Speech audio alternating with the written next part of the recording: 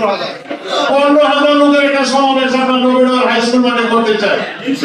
আমাদের কেন্দ্রীয় নেতৃবৃন্দ আসবে, সেই নেতৃবৃন্দ দেখবে নবীনগর কিশোর দল কত সুশৃঙ্খলিত। আমি আপনাদের ভালোবাসা, শ্রদ্ধা, স্নেহ নিয়ে আমি দীর্ঘদিন আপনাদের সাথে আছি।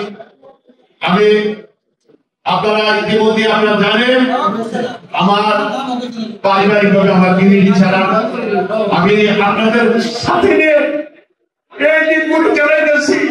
আজকে 1 বছর আমার সৌভাগ্যের দুনিয়া থেকে চলে গেছে, কিন্তু আমি যখন ঘুমাই আমার কিশোর দল আমার এবং কথা মনে হয়।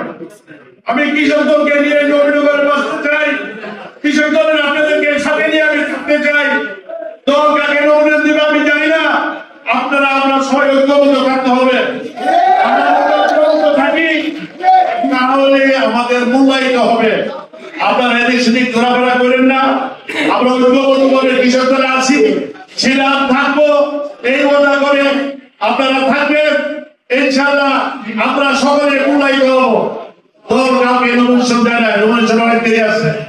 আমাদের ভারপ্রাপ্ত চেয়ারম্যান বলেছেন আমাদের আপনাদের সকলের পরামর্শ করবে দলের যে কান্ডারি দল যাকে নিয়ে নবীনগরের উন্নয়নে, নবীনগরের জনগণের, নবীনগরের কৃষকের মুখে যে হাসি ফুটাকে উঠাবে তাকে দল মনোনয়ন দেবে। সুতরাং আমরা কৃষকদের কাজ করছি, শ্রমিকদের কাজ করছি, নবীনগরের মেয়রকে মানুষের জন্য কাজ করছি। আমার মনে হয় আপনাদের সহযোগিতা নিয়ে আমি নবীনগরে যে যতগুলি সমাবেশ করেছি আর কে কি করেছে আমি জানি না। সুতরাং আমি আর ব্যাখ্যা দিতে চাই না।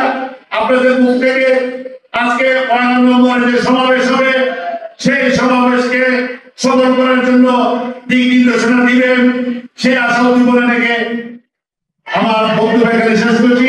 পরবর্তীতে আবার